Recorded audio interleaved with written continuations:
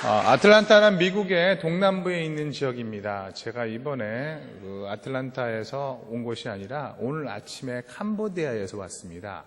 아틀란타에서 서울에 먼저 15시간 비행기를 타고요. 2시간 쉬고 5시간 걸쳐서 캄보디아 가서 선교를 하고요. 그 다음 선교를 다 마치고 어제 밤 비행기로 11시 50분에 출발해서 제가 오늘 아침 도착해서 우리 안성제일장로교회를 위해서 왔습니다. 제가 여러분을 너무나 사랑하고 축복합니다. 특히 양 목사님 제가 존경하는 목사님이고요. 예전에 아틀란타에 계셨을 때 저희 모임을 위해서 중보해 주시고 또 아틀란타 지역에 있는 청년들에게 정말 많은 비전과 꿈을 주신 목사님이시고 제가 이렇게 볼 때마다 느끼는 것이 변함이 없으세요. 목사님이 항상 한결같으시고 우리가 시편 1편에 보면은 뭐라고 돼 있죠? 복 있는 사람이라고 얘기하지 않습니까? 복 있는 사람이 어떤 사람이죠? 시냇가에 심겨진 나무와 같다고 얘기하지 않습니까? 근데 그 사람이 어떻게 얘기합니까? 오직 여호와의 율법을 즐거워하며 그의 율법을 주야로 묵상하는 자로다. 그래서 이런 사람을 시냇가에 심은 사람이다. 시냇가에 심은 나무다라고 합니다. 그런데 이 시냇가에 심은 나무의 특징이 있습니다. 철을 따라 열매를 맺는다. 열매를 맺는다. 열매를 풍성히 맺어서 어떻다는 것이죠? 모든 일에 형통하고 풍성하다. 이스라엘 백성들이 그래서 어디 가서 자리를 잡으면은 이런 시냇가에 심은 나무에 있는 자리, 이런 곳을 정한다는 것입니다. 그런데 이 나무를 살리는 source, 이 나무를 살리게 하는 원천이 무엇이라고요? 바로 물을 다른 말로 하면 말씀입니다. 말씀. 언제나 말씀의 공급이 있는 사람은, 말씀이 지나가는 옆에 있는 사람은 하나님의 형통이 최고의 것이 그곳에 있다는 것입니다. 그래서 시편 1편 어떻게 시작합니까? 복 있는 사람은 말씀으로 시작합니다. 말씀. 시편 1편이 서론이라면 오늘 우리가 읽은 시편 150편은 결론입니다. 그러면 결론이 무엇입니까? 찬양으로 끝이 납니다. 따라서 하시겠습니다. 결론은 찬양이다. 할렐루야. 신앙의 마지막은 뭐라고요? 찬양입니다. 오늘 우리가 읽은 시편 150편은 찬양에 관한 내용입니다. 성경에 찬양한다라는 말과 같이 붙어 다니는 것이 있는데 그것은 바로 예배한다라는 말입니다. 그래서 예배한다는 말은 찬양한다는 말이고 찬양한다는 말은 예배한다라는 말입니다. 그래서 시편 150편이 찬양한다, 예배한다라고 끝나는 것은 말씀으로 시작해서 성도의 마지막은 예배와 찬양으로 끝나야 된다는 것입니다. 미국은 한국과 달라서 장례식을 치를 때 저희가 모든 사람 앞에 관을 열어놓고 그 사람의 얼굴을 보게 합니다. 뷰잉이라고 하는데 저는 그것을 보면서 참 많은 것을 느낄 때가 있습니다. 그리고 그 마지막 그 순간에 돌아가시는 그 모습이 어르신이든 나이가 젊은 청년이든 상관없이 예수를 믿는 사람과 예수를 믿지 않는 사람의 차이가 거기서 나오더라고요. 평소 하나님을 찬양하고 예배드렸던 사람들은요, 죽는 그 모습이 잠자는 천사의 모습과 같고요. 평소에 너무나 힘들고 어렵게 살았던 그분들의 모습은 죽음마저도 그 마지막에 삶의 찢은 모습으로 남는 경우가 있더라고요. 여러분, 이 시편뿐만 아니라 성경도 마찬가지입니다. 여러분, 성경의 마지막이 무엇입니까? 요한계시록 아닙니까? 요한계시록의 내용 전체가 무엇입니까? 요한계시록의 내용 전체는 사실 찬양의 내용입니다. 어린 양 예수 그리스도를 찬양하는 내용이 요한계시록에 나와 있는 내용입니다. 그래서 이 땅에서 예배를 드린다는 것은 다시 말해서 우리가 천국을 미리 경험한다는 것과 마찬가지라는 것입니다. 제가 캄보디아 갔다 오늘 새벽에 도착했는데 여러분 세계 어느 나라에도 없지만 한국에는 천국이 있습니다. 여러분 있죠? 김밥 천국이 있죠? 김밥을 먹으면 천국을 간다는 게 아니라 천국을 어디서 경험하느냐? 찬양을 하면서 경험한다는 것입니다. 제가 오늘 오후에 청년들과 같이 말씀을 나누었는데 하나님이 찾으시는 사람, 예배하는 사람, 찬양하는 사람, 그런 사람을 찾고 그런 사람에게 하나님의 지름길, 하나님의 임재가, 하늘이 열리는 임재가 그곳에 임하게 된다는 것입니다. 오늘 우리가 읽은 시편 150편에는 찬양이 반드시 필요한 네 가지 조건이 있는데 그것은 어디서, 왜, 누가, 어떻게라는 네 가지의 방법이 있습니다. where, why, 그리고 who and how. 그래서 3W and 1H라고 하는데 제가 영어를 해야 제가 미국에서 온 줄 여러분 아시기 때문에 제가 영어를 하는 겁니다. 우리가 무엇을 하든지 이 장소 그리고 왜, 어떻게, 누가라는 것 중요한 문제입니다. 그래서 1절에서는 어디서 찬양할 것인가, 그리고 장소가 나오고 2절은 왜 찬양해야 되는가, 3절은 누가 하는가, 이유가 있고요. 그 다음에 어떻게 찬양하는가, 3절, 5절까지의 말씀입니다. 이 말씀을 통해서 우리 사랑하는 안성제일장로교회 가운데 찬양의 영이 임하는 놀라운 은혜가 있기를 예수님의 이름으로 축원드립니다. 우리 앞뒤자에게 한 번만 인사할게요. 잘생기셨습니다. 멋있으십니다. 아름다우십니다. 이렇게 인사하도록 하겠습니다. 네, 전혀 믿음이 없으신데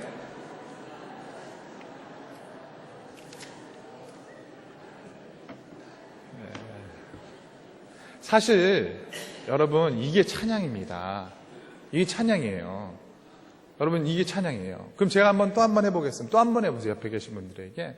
잘생기셨습니다. 아름다우십니다. 감사합니다. 이렇게 한번 해보세요. 네.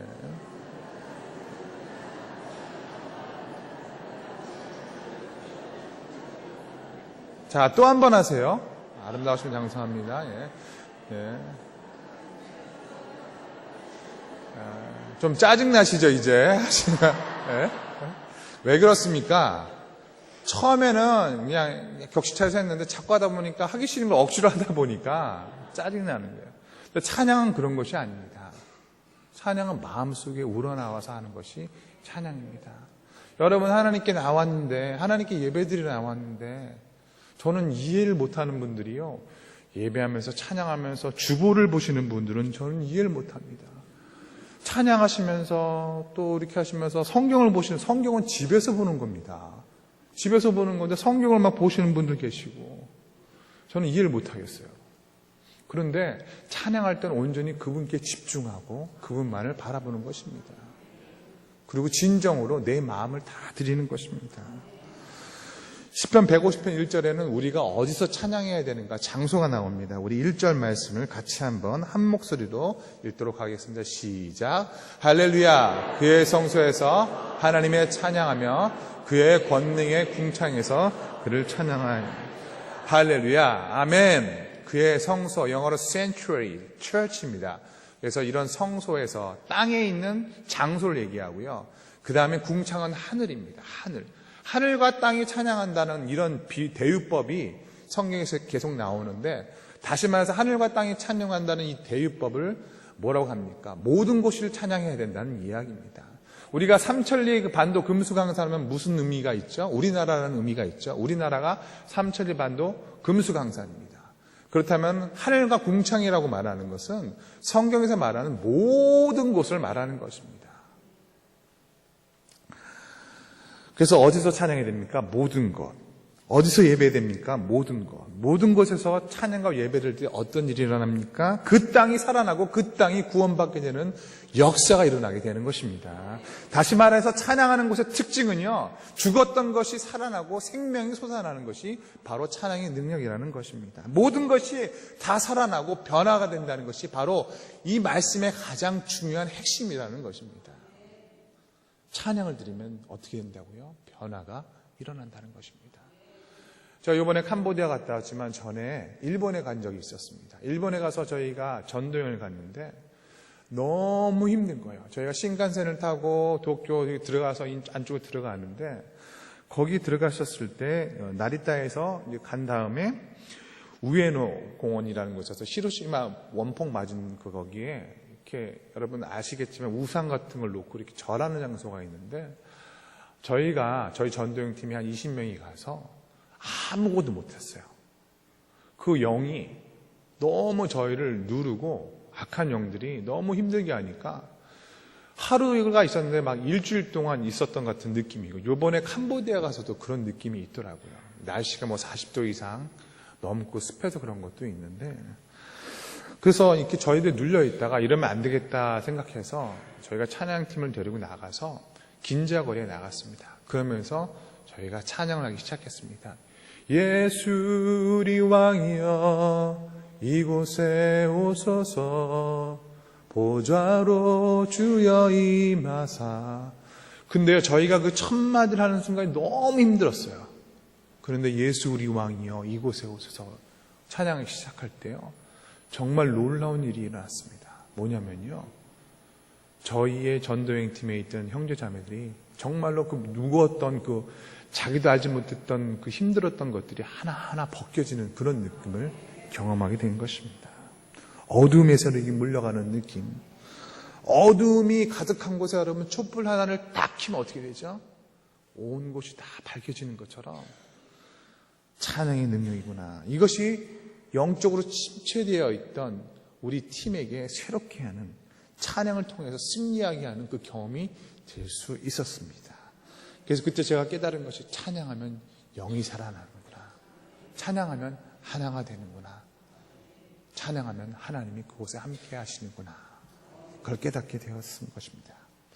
사실 믿음의 조상 아브라함이 했던 것이 무엇입니까? 다른 것 아니었습니다. 창세기 12장부터 보면 제단을 쌓으면서 뭐합니까? 찬양하고 예배드리는 것, 그리고 여호와의 이름을 높여드리는 것, 그것이었다는 것입니다. 자신이 가는 곳, 그곳이 바로 찬양하는 곳. 부르신 그곳에서 나는 예배하네. 부르신 그곳에서 나는 찬양하네. 여러분, 안성 땅이 여러분이 부르신 땅인 줄 예수님의 이름을 축원드립니다. 이곳이 여러분 다른 사람이 돌아보지 않는 땅, 버려진 땅, 그런 땅이 아니라 이 땅을 통해서 하나님께서 복음의 놀라운 능력을 우리 교회를 통해서 이룰 줄 믿습니다. 그렇게 할 때 이 안성 땅이 살아나게 되고요.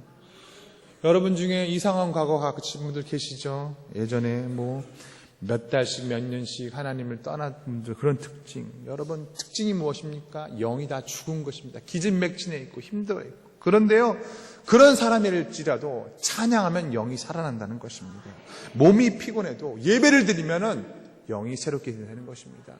저는 주일 저녁 이렇게 예배드린 여러분들이 가장 신앙이 좋은 분인 줄 믿습니다. 지금 제일 피곤한 시간, 드라마 보고 자기의 시간을 인주할 수 있는 시간. 그래서 사실 미국 교회에서는 저녁 예배가 다 사라졌어요. 물론 취지는 좋죠. 가족들끼리 예배 드린다, 한다, 시간 보낸다. 그러나 예배만큼 우리를 살리는 것이 없는 줄 믿습니다. 특별히 이렇게 저녁 예배 때, 여러분 이 저녁 예배를 통해서 이제 일주일을 또 준비하지 않습니까? 여러분, 우리가 이 예배를 드리면서 가장 하나님께서 은혜 주신 것이 무엇입니까? 사실은요, 마음의 근심이 사라지는 것입니다. 아까 우리 쪽무님께서 제 이름 이제 거꾸로 얘기하시는 상근 근상에서 이렇게 거꾸로 했는데, 제 근자 이름이 뿌리 근자입니다. 뿌리 근자. 뿌리 근자 할 때 많이 쓰이는 것은요, 근심입니다. 근심 여러분. 근심이 무엇입니까? 뿌리가 많다는 거. 마음의 뿌리가 많다는 겁니다. 팥뿌리, 여러분, 팥뿌리에 숫자를 세보신 적이 있으십니까?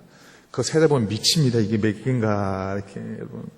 그런데 근심이 있다는 것은 우리 마음속에 그만큼 마음의 무거운 짐들이 셀 수 없이 많다는 것입니다. 그런데 이런 근심이요, 어떻게 해요? 찬양하면 없어진다는 것입니다. 사라진다는 것입니다. 그리고 찬양을 통해서 모였던 분산되었던 이 마음도 어떻게 되죠? 하나로 집중하게 됩니다. 찬양을 드리면 하나님께 집중하게 됩니다. 나눠졌던 마음이 한 곳으로 모이게 되고 하나님께 집중하게 됩니다. 그래서 여러분 해야 할 일은 무엇입니까? 집에 가시면 제일 먼저 찬양하시고요. 직장 가시면 제일 먼저 찬양하시고요. 차에도 찬양 틀어놓고요. 그 다음에 여러분이 가는 어느 곳마다 찬양과 예배가 끊이지 않는 여러분이 되시길 예수님의 이름으로 축원드립니다. 두 번째는 그러면 왜 찬양해야 되는가? 우리 2절의 말씀을 같이 읽도록 하겠습니다. 2절의 말씀 같이 읽겠습니다. 시작. 그의 능하신 행동을 찬양하며 그의 지극히 위대하심을 Praise him for his acts of power. Praise him for his surpassing greatness. 그의 능하신 행동, 지극히 위대하신 하나님이 행하신 일들을 생각해 보라는 겁니다. Thinking about God. 하나님을 생각하라는 것입니다. 기억하라는 거죠. Remembering Him. 기억하라는 것입니다. 나에게 이렇게 하셨구나. 나에게 이렇게 찬양할 이유를 주셨구나. 그것을 생각해 보라는 것입니다. 여러분, 그 이유를 생각하면 어떻게 됩니까? 감사가 나오겠죠. 우리가 다 이 자리에 우리가 나온 것 같지만 사실 주님께서 허락하지 않으시면은, 하나님께서 허락하지 않으시면은 아무도 이 자리에 올 사람이 없을 줄 믿습니다. 주님께서 이끌라고 하셨기 때문에. 여러분, 우리가 지난주, 지지난주 부활절을 경험하고 예수님, 살아계신 하나님의 아들 예수 그리스도를 보내주시고 나에게 날마다 힘을 주시고, 여러분, 그런 하나님을 생각할 때 감사가 안 나오면 그게 정상입니까? 감사합니다. 생각해 보니까 모든 것이 하나님의 은혜입니다. 이제까지 나를 이끌어 주신 분이 하나님이십니다. 지금 나와 함께 하신 분도 하나님이시고, 여러분, 그렇다면 여러분 미래에 대해서 확신이 오겠습니까? 안 오겠습니까? 과거도 그랬고 현재도 그랬는데 앞으로도 하나님은 나와 함께 하실 거다. 나의 모든 것을 인도해 주시리. 그래서 찬양하는 사람들이 항상 승리하는 이유가 생각하기 때문에 그렇다는 것입니다. 생각하면 확신이 오고 절대 흔들리지 않는 것입니다. 여러분, 왜 우리가 흔들리죠? 확신이 없으면 흔들리지 않습니까? 확신이 없을 때, 미래가 불안할 때, 확신이 없는 사람. 이 찬양에서 여기 말하는 단어가 바라카라는 단어인데, 바라카는 게 아니라 바라카라는 단어인데, 이 단어에는 여러 가지 뜻이 있습니다. 인정하다, 감사하다. 근데 영어 번역은 똑같이 이것을 bless you라고 했는데, 찬양하는 사람이 생각하는 사람이고 생각하는 사람이 찬양하는 사람이라는 것입니다.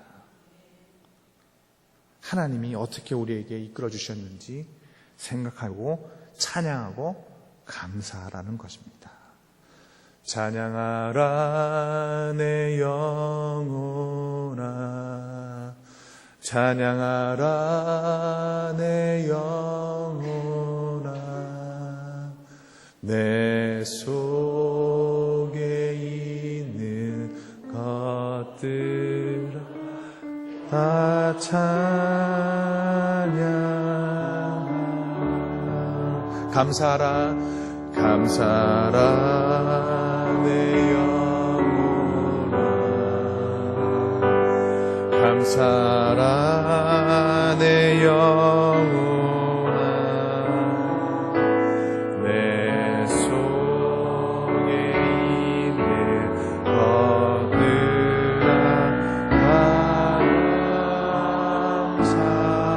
지루할까요?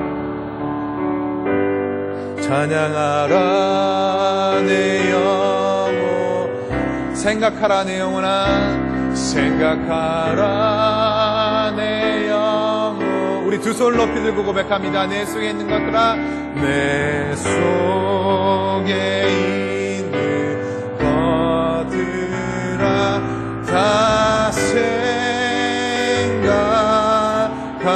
송축하라 내 영혼아, 송축하라 내 영혼아,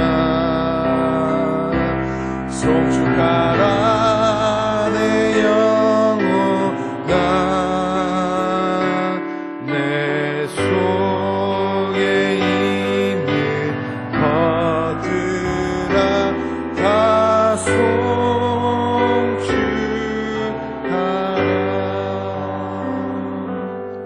작년에 제가 아프리카 갔어서 이제 아프리카에 있는 아이들에게 사탕을 나눠줬습니다. 사탕을 나눠주고 사역하고 티칭하는 사역을 했었는데, 사진 한번 보여주시면은 제가 나눠주면서 이렇게 한 아이를 발견했습니다. 이 아이 사진을 보내주세요. 이 아이가요, 왜 웃냐면요, 사탕을 줬는데 그 눈깔 사탕이 이렇게 입을 했는데 앞니가 다 빠진 거예요.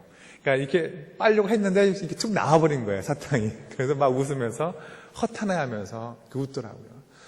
저는 저 모습을 아직도 잊혀지지가 않습니다.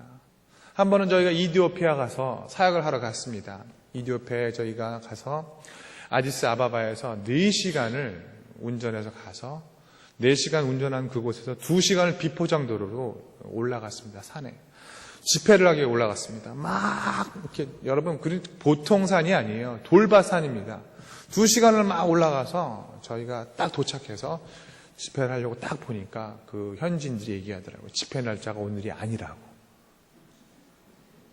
그래서 내려갔습니다. 내려가서 다음날 또 올라갔습니다. 근데 너무 힘들더라고요. 그 6시간 이상을 왔다 갔다 하면서 저는 좀 너무 마음이 불편하고 힘들었는데, 그래 같이 가시던 목사님 한 분이 그때 거기서 그런 얘기를 하시고 내려오시면서 주님 감사합니다. 주님 감사합니다. 제가 그때 그 목사님, 민청 목사님께서 그 얘기 하시는데 제 마음이 무너지더라고요. 주님 감사합니다. 여러분에게 그런 고백이 있기를 예수님의 이름으로 축원드립니다. 어떠한 상황과 환경에서도 주님께 감사하신 여러분, 생각할 때 감사해서 깊이가 나오고 그 깊이에 확신이 온다는 것입니다. 지금까지 나를 이끌어 주신 그 주님께서 나의 미래까지도 책임져 주실 거야. 그래서 생각과 묵상을 통해서 하나님 앞에 감사하는 믿음의 종이 되시기를 예수님의 이름으로 축원드립니다. 세 번째는 어떻게 합니다? 어떻게 합니까? 우리 3절과 4절, 5절 우리 같이 읽도록 하겠습니다. 나팔 소리로 찬양하며 와 수금으로 찬양할지어다. 소고치며 춤추어 찬양하며 현악과 퉁소로 찬양할지어다. 큰 소리 나는 제금으로 찬양하며 높은 소리 나는 제금으로 찬양할지어다.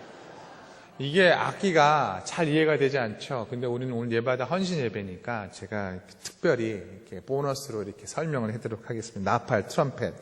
이게 원래 악기가 아니라 쇼파르라는 단어인데 이거는 제사장들이 들고 있는 악기입니다. 음이 두 가지밖에 없어요. 높은 것과 낮은 것. 그래서 높이 부르면 전쟁을 위한 것이고 낮게 부르면은 이렇게 그 평화다 이런 식입니다. 높이 부르면은 공격하라 이런 것입니다. 그래서 나팔이라고 하는 것은 찬양이라기보다는 신호입니다. 신호. 그런데 놀랍게도 이 찬양이 나팔로 시작한다는 것은 무슨 의미입니까? 영적인 전쟁이 있다는 거예요. 찬양할 때. 이걸 시작됩니다. 그 다음에 비파와 수금. 이건 줄로 되어 있는 현악기입니다. 네팔, 수금은 키누르라는 것인데 성경에 많이 나옵니다. 왜 많이 나오는지 아시죠? 누가 이 악기를 쳤죠? 다윗이 비파와 수금을 쳤습니다. 작은 하프, 기타라고 생각하면 됩니다. 소고, 세 번째 소고인데 무엇입니까? 저런 소고는 아니고요. 이거는 우리나라 소고고요. 탬버린이에요, 탬버린. 제가 아까 우리 단장님 쳤던 탬버린. 근데 이 소고는 남자가 절대로 연주하지 않습니다. 여자가 연주하는 악기입니다. 이스라엘에서 탬버린 여자가 연주합니다. 여성 악기입니다. 그래서 여러분 다윗이 승전을 했었을 때 뭐라고 했죠? 여자들이 소고 치며 나왔다고 얘기하죠. 사울은 천천, 다윗은 만만. 그때 소고를 들고 나온 것, 바로 여자들이 노래를 불렀던 것입니다. 퉁소는 우갑이라고 해서 열렬히 사랑하다 주석을 보는데 이게 날카로운 피리 소리입니다. 뭐 요즘 말하면 오카리나나 뭐 높고 날카로운 소리, 퉁소 같은 겁니다. 다섯 번째, 제금입니다. 제금이라는 단어가 많이 나오는데 심벌즈, 여러분 쾅쾅 치는 거, 여러분 작은 심벌즈라고 생각하시면 됩니다. 여기서 이런 악기들이 나오는 이유가 무엇입니까? 여러분 모든 악기를 동원해서 하나님을 찬양하라는 것입니다. 그러니까 저희가 최근에 어떤 장로님 한 분이 소천하셨는데 그 장로님이 소천하시기 3년 전부터 색소폰을 연주를 하셨어요. 근데 그 장로님이 연주하시면서 마지막까지 천국 가시는 그날까지 색소폰 연주하셨는데 저는 그게 너무 아름답더라고요. 여러분 절대 악기 배우는 건 늦지 않습니다. 여러분이 하실 수 있다면은 악기를 배워서 하나님께 영광 돌리는 것이 어떻게 보면은 가장 아름다운 모습이라고 생각됩니다. 특별히 나이가 많으신 분들도 나이가 적거나 꼭 악기를 배워서 하나님께 영광 돌리고요. 어딜 가든지요. 이거는 찬양은 남녀노소 모든 사람들이 할 수 있는 것입니다. 그래서 여러분 여기 있는 악기를 통해서 하나님께 연주해서 영광을 돌리는 것입니다. 마지막으로 누가 예배할 것인가? 우리 6절의 말씀을 한 목소리로 같이 읽겠습니다. 시작. 호흡이 있는 자마다 여호와를 찬양할지어다. 할렐루야. 아멘. 이것도 일종의 대유법이죠. 호흡이 있는 자, 모든 사람. 호흡은 누가 주십니까? 하나님이 호흡 주고 생명 주신 모든 사람, 누구나 할 것 없이. 그래서 호흡이 있는 자 대신 여러분의 이름을 넣으면 딱 맞습니다. 여러분, 우리가 인생이 종종 방황하는 경우가 왜 그렇습니까? 어디로 가야 하고, 왜 가야 하고, 어떻게 가야 하고, 내가 누구인가 이 대답을 하지 못하기 때문에 그렇지 않습니까? 여러분, 철학이 대단한 것이 아닙니다. 나는 어디서 와서 무엇을 하다가 어디로 가는가 하는 문제입니다. 그런데 성경은 우리의 존재 목적을 너무나 명확하게, 조금 자존심 상할 정도로 우리에게 이사야서 말씀을 통해서 이렇게 이야기합니다. 이 백성은 내가 나를 위하여 지었나니 뭐라고요? 나의 찬송을 부르게 하려 함이라. 우리가 누구를 위해서 지음받았다고요? 하나님을 위해서. 무엇을 하기 위해서?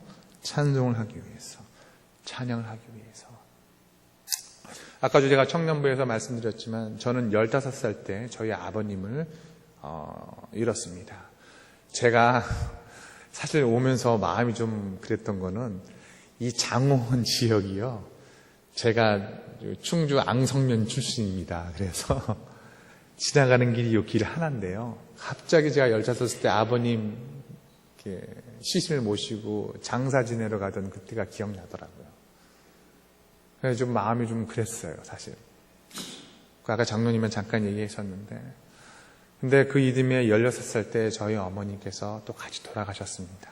그래서 15살, 16살 이후부터는 제가 사실은 좀 어렵게 생활했습니다. 굉장히 어렵게 생활하고 혼자서 학비를 벌어야 했고, 밤에 새벽까지 아르바이트하고, 그리고 고등학교 가고 졸업하고 대학교 1년 치고 갔다가 그 다음에 하나님을 만나고 헌신했는데, 제가 처음 하나님을 만나서 그때 질문했던 질문이 바로 이것이었습니다. 하나님, 왜 나를 만드셨습니까? 하나님, 왜 나를 만드셔서 이렇게 어렵고 힘든 생활 가운데 자라게 하십니까? 그때 하나님께서 저에게 마음을 주셨던 것이, 너는 내 것이라, 내가 너를 지었나니 두려워 말라, 내가 너와 함께함이라. 그 말씀을 주시더라고요. 근데 그때는 사실은 좀 반항심이 있었어요. 너무나 힘들고 어려운 상황들이 떠오르면서, 하나님, 어떻게 나의 삶을 이렇게 어렵게 하실 수 있습니까? 저는 하나님이, 어떻게 보면 그때는 하나님이라는 단어조차도 잘 몰랐었을 텐데, 아버지를, 어머니를 데려가서 너무나 어려운 시간들이 있었습니다. 그런데 하나님을 만나는 그 순간, 하나님께서 그 마음을 제 마음속에 들어오시는 그 순간, 그동안 내가 알고 있었던 모든 수수께끼 같은 질문들이 다 풀려지더라고요. 내가 왜 이렇게 살아왔는가? 왜 어려웠는가? 그리고 예수님을 믿는다는 것이 무엇인지, 그리고 그 예수님을 영접한 이후에는요, 지금까지 한 번도 그 예수님이 저의 삶을 떠난 적이 없으십니다. 그 이후로 저는 우리 양심 목사님도 만났지만 미국에서 공부도 하고 자녀도 낳고 지금은 13개국 나라 다니면서 선교하고요. 하나님께서 하나님의 목적을 통해서 하나님의 뜻을 이룬 사람에게는 제가 정말로 결단코 말할 수 있는 것이 있습니다. 함께 하시는 은혜뿐만 아니라 그의 생명을 다른 사람에게 전하는 은사도 주신다고 믿습니다. 많은 청년들, 젊은 형제자매들이 방황하는 걸 저는 보게 됩니다. 왜 그렇습니까? 인생의 목적이 뚜렷하지 않기 때문입니다. 어디로 가야 될지 모르기 때문입니다. 제가 보면 너무 잘 먹고 잘 살고 잘 입는데, 선교지 가서 보면, 그 현장에서 보면 자기들이 어떤 말도 할 수 없는 그런 환경임에도 불구하고 그들은 부족합니다. 목말라 합니다. 왜 그렇습니까? 하나님을 진정으로 만나지 못했기 때문에 그런 것입니다. 그러나 찬양과 예배를 통해서 하나님을 한 번만 경험한다면, 하나님을 한 번만 그 삶 가운데 모신다면 그들의 인생이, 또한 우리들의 인생이 변할 줄 믿습니다. 여기 오신 모든 분들도 저는 그래서 이 자리에 왔는 줄 저는 믿습니다. 하나님께서 찬양하는 백성은 영원히 함께 하신다고 약속하셨고 말씀하셨습니다. 하나님의 백성은 찬양하는 백성이고, 하나님의 백성은 찬양을 통해 승리를 얻을 때만 그때 힘이 있는 줄 믿습니다. 오늘도 여러분, 사랑하는 안성제일정료교회의 모든 성도 여러분이 찬양을 통해서 이 안성 땅뿐만 아니라 이 한국 땅, 그 열방과 나라를 변화시키는 주님의 종이 되시길 예수님의 이름으로 축원드립니다.